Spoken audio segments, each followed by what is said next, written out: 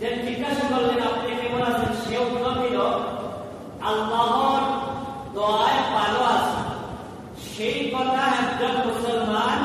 ইমানদার মুখ দিয়ে সেই কথা বলা হলো কুফরি গুনাহ, বলেন নাউযুবিল্লাহ। এইরকম বিশ্বাস করা হলো শিরক গুনাহ, বলেন নাউযুবিল্লাহ। কারণ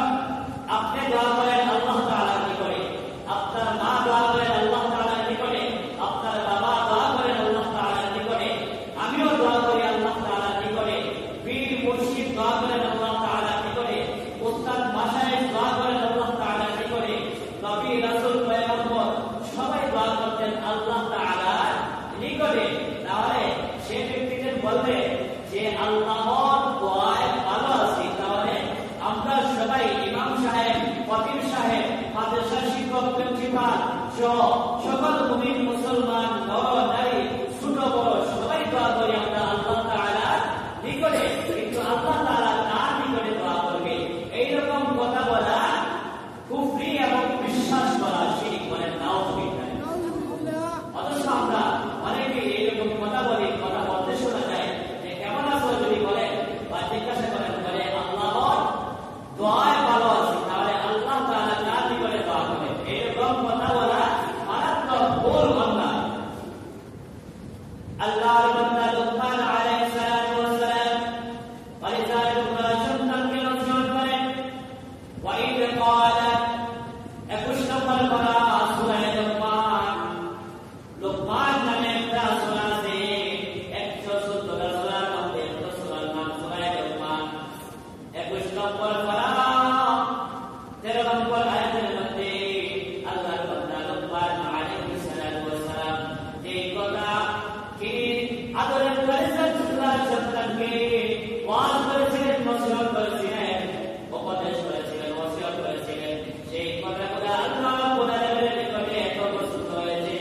আল্লাহ পাক রব্বুল আলামিন কুরআনের আয়াত হিসেবে আল্লাহ পাক রব্বুল আলামিন কুরআনের মধ্যে কিয়ামত পর্যন্ত যত মুমিন মুসলমান পৃথিবীর মধ্যে আসবে সবাই সেই আয়াত, সেই কুরআন তিলাওয়াত করবে, সেই সূরা তিলাওয়াত করবে। এবং লুকমান যে পরিচার সন্তানকে উপদেশ দিয়েছিলেন, ওয়াজ করেছিলেন, ওসিয়ত করেছিলেন, সেই কথাগুলো জানতে এবং বুঝতে পারবে। সুবহানাল্লাহ। লুকমান পরিচার সন্তানকে বলেন, ওয়া ইদ ক্বালা লুকমান লিবনিহি ইয়া বুনাইয়া লা তুশরিক বিল্লাহ। ইয়া বুনাইয়া, হে আমার আদরের পরিচার সন্তান, আমি তোমাকে ওয়াজ করতেছি, আমি তোমাকে ওয়াজ করতেছি, লা তুশরিক বিল্লাহ, তুমি কোনোভাবে আল্লাহ তাআলার সাথে শরীক করিও না।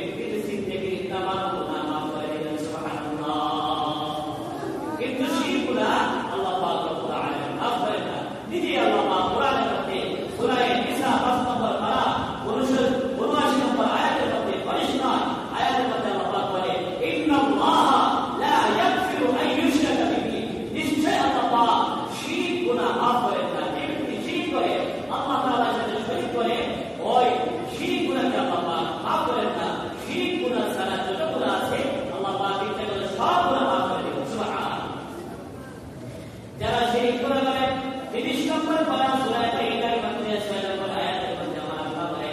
ইন্নাল্লাযীনা কাফারু বিল কিতাব ওয়াল মুশরিকিনা ফী নারি জাহান্নাম খালিদিনা ফীহা উলাইকা হুম শাররুল বারিয়া ইন্নাল্লাযীনা কাফারু মিন আহলিল কিতাব আহলে কিতাবের মধ্যে যারা কাফির আহলে কিতাবের মধ্যে যারা মুশরিক যে সমস্ত মানুষ কুফরি করে আল্লাহ তাআলার সাথে যে সমস্ত মানুষ শিরক করে আল্লাহ তাআলার সাথে তাদেরকে বলা হয় কাফির যারা কুফরি করে তাদেরকে বলা হয় কাফির যারা শিরক করে তাদেরকে বলা হয় মুশরিক আল্লাহ পাক রব্বুল আলামিন বলতেছেন যারা কুফরি করে যারা শিরক করে ইন্নাল্লাযীনা কাফারু মিন আহলিল কিতাব ওয়াল মুশরিকিন যারা কাফির কুফরি করে যারা মুশরিক যারা শিরক করে তাদেরকে যারা কুফরি করে আমার আল্লাহ কোরআনের মধ্যে স্পষ্টভাবে বলে দিয়েছেন জাহান্নাম খালিদিনা ফীহা তাদের ঠিকানা হবে জাহান্নাম নাউযুবিল্লাহ তাদের ঠিকানা হবে জাহান্নাম যে জাহান্নামে তারা কতদিন থাকবে কষ্ট হইতে পারে যারা কুফরি করে কাফির তারা জাহান্নামে যাবে যারা শিরক করে মুশরিক তারা জাহান্নামে যাবে তারা জাহান্নামে দুজকের মধ্যে কতদিন থাকবে আল্লাহ পাক আয়াতের শেষ দিকে বলতেছেন খালিদিনা ফীহা